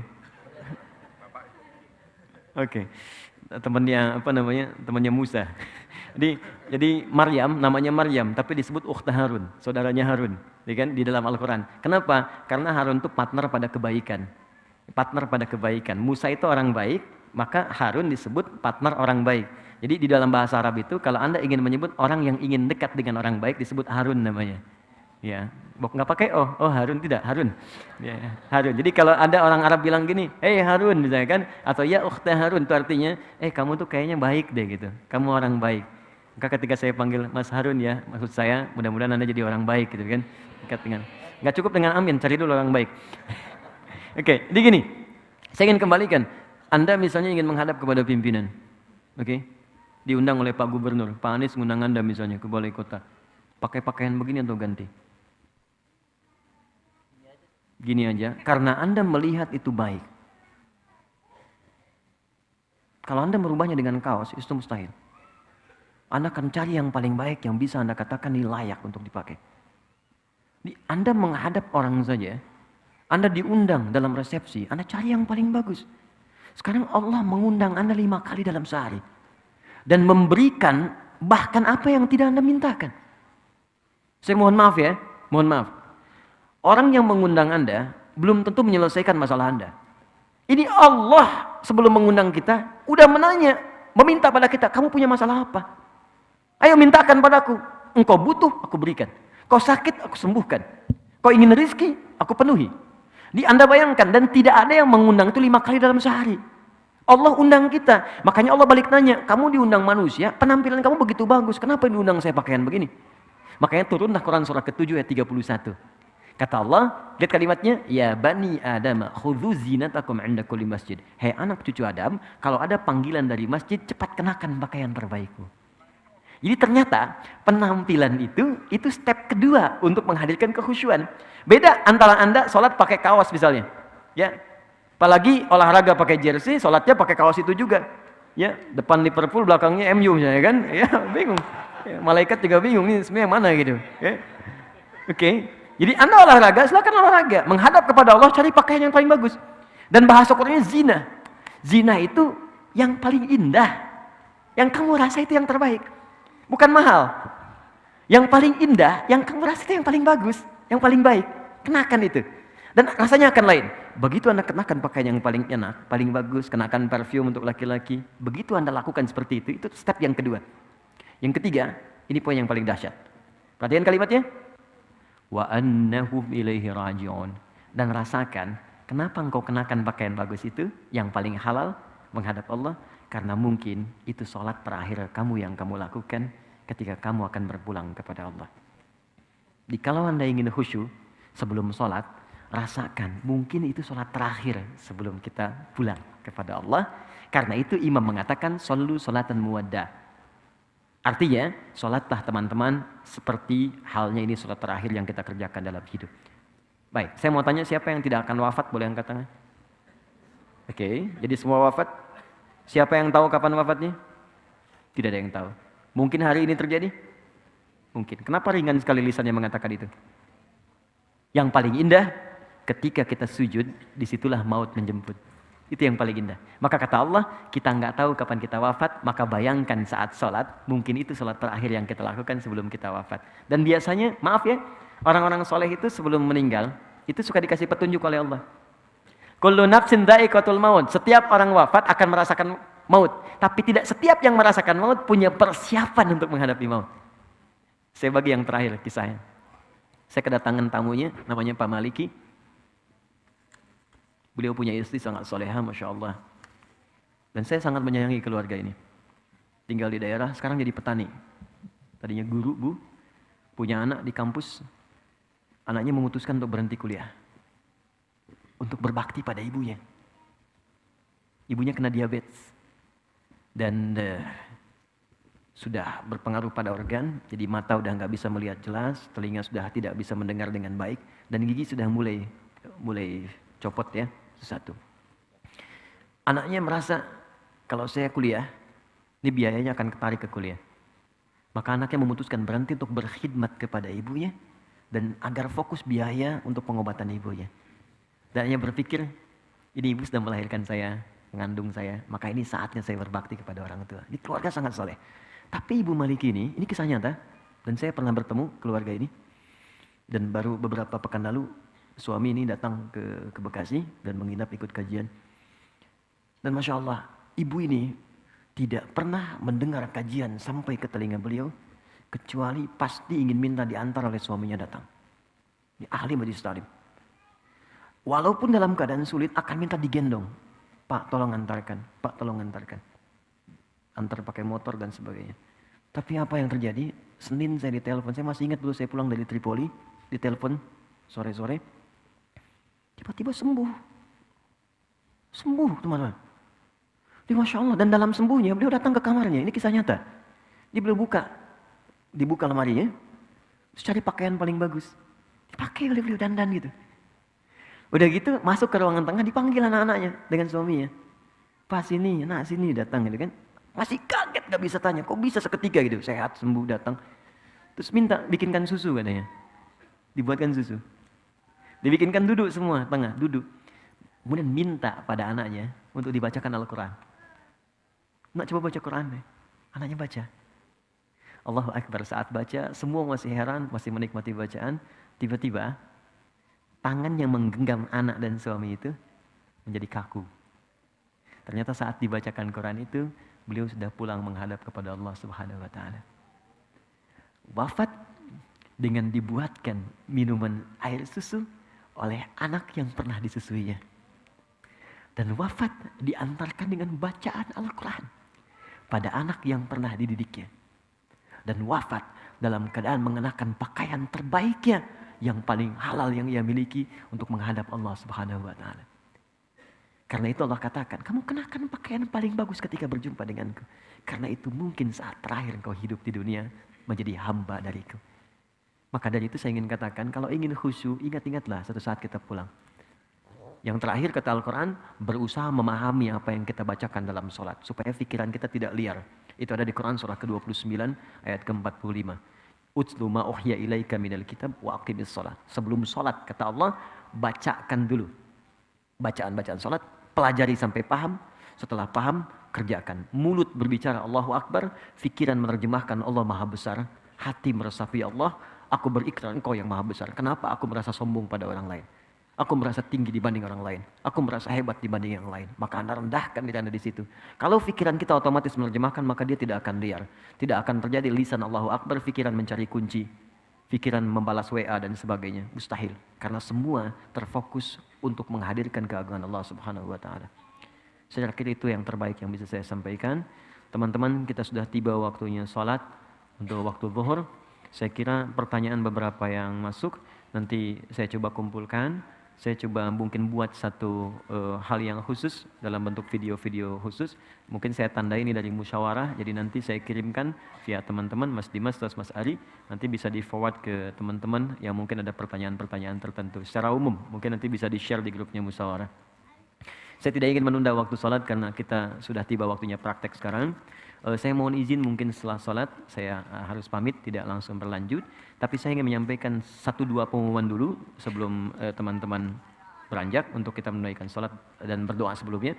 Pertama, kami memohon doa, saya akan mengirimkan beberapa siswa keluar untuk bisa meneruskan apa yang telah saya bangun. Jadi saya ingin ada kaderisasi ke depan. Karena saya kan tidak akan hidup selamanya juga, mesti ada orang lain yang meneruskan.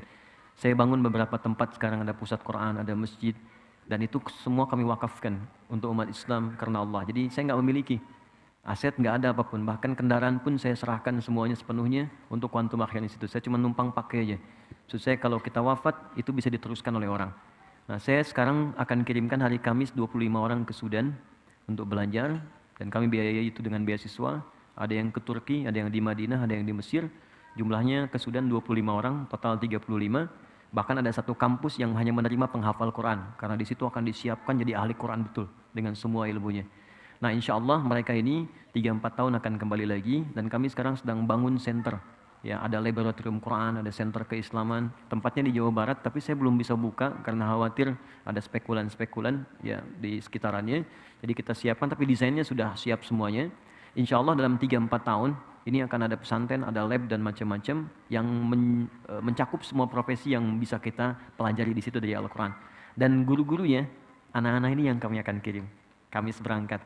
Nah, jadi kalau saya besok lusa sedang nggak ada atau saya meninggal lebih dulu, nanti mereka akan teruskan. Dan kajian ini saya harap tidak berhenti dengan guru siapapun. Ya ada guru siapapun selama baik, belajar dari mereka. Karena insya Allah 1-2 guru akan saling menutupi dengan yang lainnya. Jangan berfokus pada 1-2 orang saja. Jadi mohon doanya untuk itu. Yang kedua, saya tidak bosan untuk meminta, jaga persaudaraan di antara teman-teman. Jangan datang pulang begitu saja. Kenali siapa yang datang. Bersahabat dengan baik. Dan saling mengingatkan karena Allah. Dan jangan hukumi teman-teman yang baru berubah, baru hijrah. Yuk, pahami dia dengan dunianya. Kalau ada yang baru mengenakan jilbab, sayangi. Tunjukkan. Ya, kemudian puji dengan kebaikan-kebaikan, ikhwan yang baru datang, ajak, dan itu sangat disanjung oleh Allah Subhanahu wa Ta'ala. Di kesempurnaan ada pada niat. Saya mohon jangan berpecah belah, bersahabat yang baik, dan mudah-mudahan akan dijaga sampai menghadap kepada Allah Subhanahu wa Ta'ala. Dan yang terakhir, Teman-teman, nanti insya Allah Desember kita ada wisuda akbar untuk penghafal Quran. Jadi alhamdulillah ini kita angkatan kedua, ada yang sekarang hari ke-12 sudah, hari ke-11 kemarin sudah 24 juz. Jadi targetnya 30 hari hafal 30 juz. Jadi ada yang 24 hari, 25 hari. Yang rekor belum terkalahkan itu dari Wajo, perempuan. 7 hari hafal 30 juz. 7 hari. Nah sekarang ada yang 11 hari, 24 juz. Kita siapkan. Nanti insya Allah Desember kita akan wisuda anak-anak ini. Dan kalau teman-teman ada waktu silahkan bergabung. Karena di antara mereka ada yang ibu usia 64 tahun. Ya, kemarin ada ibu-ibu 40 tahun 78 hari. Ya, dan alhamdulillah mudah-mudahan maksimal. Nanti kalau teman-teman ada waktu silahkan kita bisa nikmati bagaimana mereka bisa share dengan nilai-nilai kebaikan. Kita berdoa, semoga doa kita dikabulkan oleh Allah. Dan mudah-mudahan apa yang kita dapatkan bisa diamalkan dalam kesempatan kali ini. Alhamdulillahi Rabbil Alamin, Ar-Rahmanir Rahim, Maliki Yawmiddin, Iyyaka na'budu wa iyyaka nasta'in, ihdinas siratal mustaqim, siratal ladzina an'amta 'alaihim, ghairil maghdubi 'alaihim waladdallin. Allahumma rabbana la tada' lana fi maqamina hadha wa fi kulli maqamin dhanban illa ghafarta. Ya Allah, kami mohon ya Allah, kami mengakui kami tidak sempurna, banyak berbuat kesalahan dan dosa. Jika ada satupun hamba-Mu di tempat ini yang datang dengan lumuran dosa, kami mohon ya Allah dengan keikhlasan amalnya, jangan biarkan dia meninggalkan ruangan ini kecuali Engkau telah ampuni seluruh dosa-dosanya. Allahumma wala hamman illa farajtah. Ya Allah, kami manusia biasa yang mungkin gelisah dalam kehidupan. Maka kami mohon kepadamu, jika ada satupun hamba-Mu berada di ruangan ini yang tengah merasa gelisah dalam jiwanya, jangan biarkan dia meninggalkan tempat ini kecuali Engkau telah tenangkan keadaan hatinya. Allahumma wala asiran illa yassartah. Ya Allah, kami mohon jika ada siapapun hamba-Mu yang tengah mengalami kesulitan saat ini, sulit di rumah tangganya, pekerjaannya, atau kehidupan sosialnya, maka mohon dengan sifat kasih dan sayang-Mu, mohon angkat dan ringankan segala persoalan hidupnya ya Arhamar Rahimin. Allahumma wala maridan illa syafaitah. Duhai Allah, jika ada yang Kau uji dengan penyakit seberat apapun, dekat ataupun jauh, keluarga ataupun tetangga, mohon angkat dan sembuhkan penyakitnya ya Rabbal Alamin. Allahumma hdina wa wafiqna fi kulli a'malina, asli ahwalana nuqarriba ilaik ya Rabbal Alamin. Ya Allah, mohon ya Allah, kami ingin berubah menjadi lebih baik. Beri kesempatan kami untuk menjadi lebih baik dalam pandangan-Mu. Kami mohon ya Allah, bimbing kami, berikan kami hidayah. Jadikan hidup kami lebih baik daripada hari-hari sebelumnya. Tawaffana muslimin wa alhaqna bis-salihin. Ya Allah, kami sadar kami akan wafat. Maka kami mohon ya Rabb, jangan sampai kami wafat kecuali menjadi hamba yang patuh kepada-Mu. Allah, jangan wafatkan kami dalam keadaan bermaksiat. Allahumma tubna ilaika taubatan nasuha. Ya Allah, kami mohon, kami ingin bertobat kepada-Mu dengan tobat yang benar. Mohon bimbing kepada kami, tunjukkan bagaimana cara kami bertobat dengan baik ya Arhamar Rahimin. Jauhkan kami dari pengaruh-pengaruh keburukan yang bisa merusak tobat kami di hadapan-Mu ya Rabb. Allahumma ya Arhamar Rahimin, idza kana hunalikal asad min jiwarina wa ailatina min aqribina wa ashabina idhim liyatubu ilaik ya Rabbal Alamin. Ya Allah, kami mohon jika ada kerabat kami, teman kami yang kami sayangi, keluarga kami, tetangga kami jauh atau dekat, kami mohon ya Allah, jika mereka masih jauh dari-Mu dan senang berbuat maksiat, mohon mereka kawan kami, mereka keluarga kami, jangan pisahkan kami di akhirat ya Allah. Bimbing mereka untuk bertobat sebelum mereka wafat ya Arhamar Rahimin. Sadarkan bahwa mereka akan berpulang kepada-Mu ya Rabbal Alamin.